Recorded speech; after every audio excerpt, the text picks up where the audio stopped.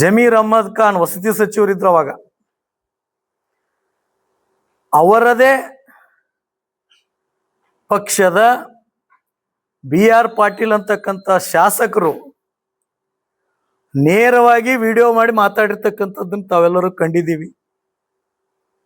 ಅವರ ಭ್ರಷ್ಟಾಚಾರವನ್ನು ನೋಡಿದ್ದೀವಿ.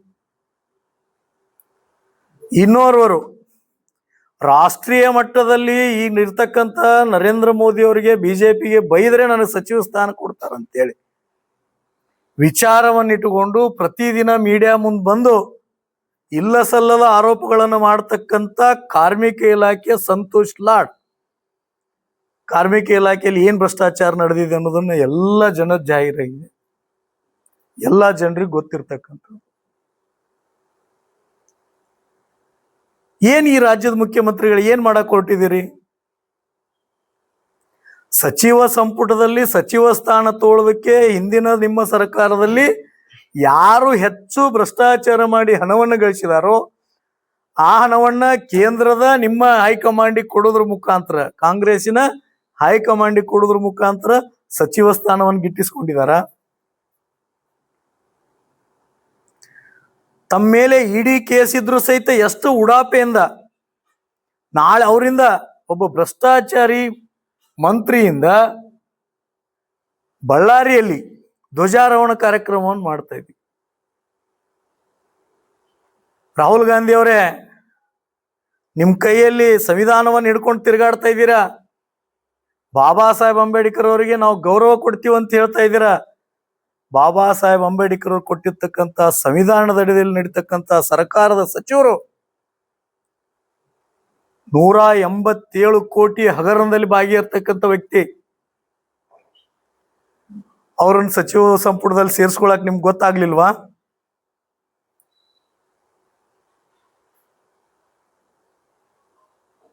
ಮಾನ್ಯ ಮುಖ್ಯಮಂತ್ರಿಗಳು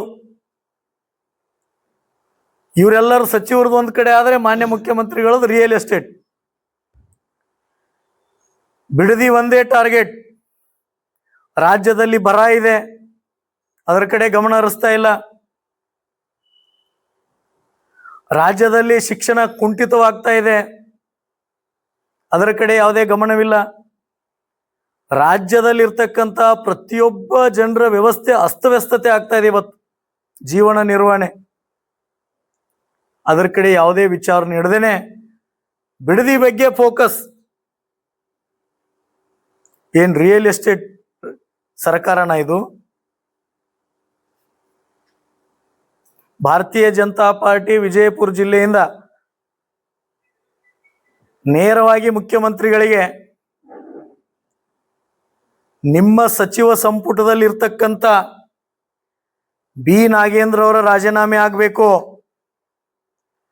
ರಾಜೀನಾಮೆ ಆಗದೇ ಇದ್ರೆ ಸದನದ ಒಳಗಡೆ ವಿರೋಧ ಪಕ್ಷವಾಗಿ ಭಾರತೀಯ ಜನತಾ ಪಾರ್ಟಿ ಮತ್ತು JDS ಎರಡೂ ಒಳಗೊಂಡು ಉಗ್ರವಾದ ಹೋರಾಟವನ್ನ ನಮ್ಮ ವಿರೋಧ ಪಕ್ಷದ ನಾಯಕರು, ನಮ್ಮ ಶಾಸಕರು ಅಲ್ಲಿ ಕೈಗೊಳ್ತಾರೆ. ನೀವೇನಾದ್ರೂ ಇವತ್ತು ಅವ್ರ ರಾಜೀನಾಮೆ ಅಂತ ತೋಳದೇ ಇದ್ರೆ ಇಡೀ ರಾಜ್ಯದಲ್ಲಿರ್ತಕ್ಕಂಥ ಪ್ರತಿಯೊಬ್ಬ ಜನರು ಸಹಿತ, ಪ್ರತಿಯೊಬ್ಬ ಮತದಾರರು ಸಹಿತ ಭಾರತೀಯ ಜನತಾ ಪಾರ್ಟಿ ಎಲ್ಲ ಕಾರ್ಯಕರ್ತರು ಬೀದಿಗಿಳಿದು ಹೋರಾಟ ಮಾಡ್ತೀವಿ. ನಿಮಗೆ ಸರ್ಕಾರ ನಡೆಸೋದಕ್ಕೆ ಜನರು ಓಟ್ ಹಾಕಿರೋದು ಭ್ರಷ್ಟಾಚಾರ ಮಾಡಕ್ಕಲ್ಲ, ಭ್ರಷ್ಟಾಚಾರಿಗಳನ್ನ ಸಚಿವ ಸಂಪುಟದಲ್ಲಿ ಕರ್ಕೊಂಡು ಹಣ ಗಳಿಸೋದಕ್ಕಲ್ಲ.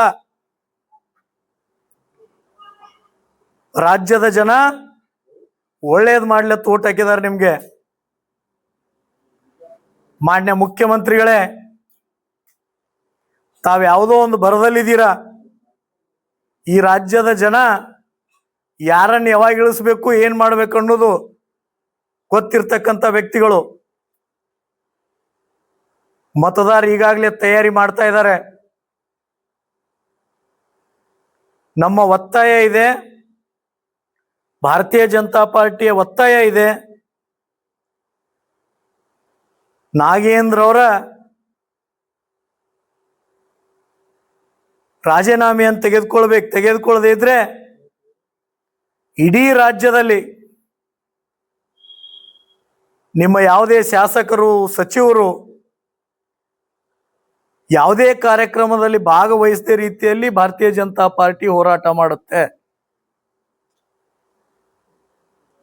ಅದಕ್ಕಾಗಿ ಭಾರತೀಯ ಜನತಾ ಪಾರ್ಟಿ ವಿನಂತಿ ಮಾಡ್ಕೋತೀವಿ, ಇವತ್ತೇ ಸಾಯಂಕಾಲದ ಒಳಗಾಗಿ ಯಾರು ಹಗರಣದಲ್ಲಿರ್ತಕ್ಕಂಥ ನಿಮ್ಮ ಸಚಿವರಿದ್ದಾರೆ, ಹಗರಣದಲ್ಲಿ ಭಾಗಿಯಾಗಿದ್ದಾರೆ,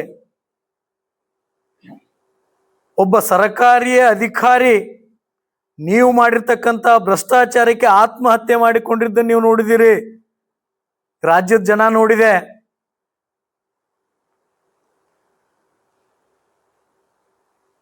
ಇಂಥ ವ್ಯವಸ್ಥೆಯಲ್ಲಿ ಸಹಿತ ಅಂತ ವ್ಯಕ್ತಿಗಳನ್ನು ನೀವು ಸಚಿವ ಸಂಪುಟದಲ್ಲಿ ಸೇರಿಸ್ಕೋತೀರಂದ್ರೆ ಈ ರಾಜ್ಯವನ್ನ ಯಾವ ವ್ಯವಸ್ಥೆ ಕತ್ತೊಂದು ಹೋಗ್ಬೇಕಂತ ವಿಚಾರ ಮಾಡಿದಿರಿ ನೀವು. ಅದಕ್ಕಾಗಿ ಭಾರತೀಯ ಜನತಾ ಪಾರ್ಟಿಯ ಇಡೀ ರಾಜ್ಯದ ಕಾರ್ಯಕರ್ತರು, ರಾಜ್ಯದ ಜನರು, ರಾಜ್ಯದ ಬಗ್ಗೆ ಚಿಂತನೆ ಮಾಡತಕ್ಕಂಥ ಹಿರಿಯರು ನಿಶ್ಚಯ ಮಾಡಿದ್ದಾರೆ. ಎಲ್ಲ ವರ್ಗದವರು ಸೇರ್ಕೊಂಡು ನೀವೇನಾದರೂ ರಾಜೀನಾಮೆ ತಗೊಳ್ಳದೇ ಇದ್ರೆ ಇಡೀ ರಾಜ್ಯಾದ್ಯಂತ ಬೀದಿಗಿಳಿದ ಹೋರಾಟ ಮಾಡ್ತೀವಿ.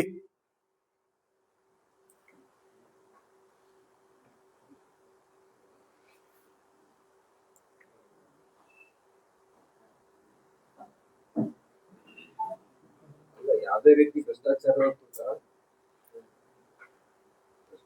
ಕುರಿತಾಗಿ ಯಾವುದು ಇನ್ನೇ ಇಲ್ಲ. ಇದು ರಾಜಕಾರಣ ಮಾಡ್ತಾ ಇದ್ರೆ ಒಂದು ಇದ್ರ ಮೇಲೆ ನಾವು ಹೇಳೋದಲ್ಲ, ಮಾಧ್ಯಮದಲ್ಲಿ ಅವ್ರು ಏನ್ ಭ್ರಷ್ಟಾಚಾರ ಮಾಡಿದ್ದಾರೆ ಅವ್ರ ಮೇಲೆ 36 ಕೇಸ್ಗಳಿದೆ. ಈಗಾಗಲೇ 36 ಕೇಸ್ಗಳು ನಡೀತಾ ಇದೆ. ಆಮೇಲೆ ಸರ್ಕಾರ ಇಲಾಖೆಯಿಂದ ಹೋಗ್ತಕ್ಕಂಥ ಹಣ ಎಲ್ಲಿ ಹೋಗಿದೆ ಅನ್ನೋದು ಪರಿಪೂರ್ಣವಾಗಿ ಇಡಿ ಕೈಯಲ್ಲಿ ಸಿಕ್ಕಿದೆ, ಇಡಿ ಬಹಿರಂಗಪಡಿಸಿದೆ. ಇದಾಗಿಯೂ ಭ್ರಷ್ಟಾಚಾರ ನಡೆದಿಲ್ಲ ಅಂದ್ರೆ ಎಷ್ಟು ಬಂಡತನದಲ್ಲಿದ್ದಾರೆ ಕಾಂಗ್ರೆಸ್ಸಿನ ನಾಯಕರಂತ.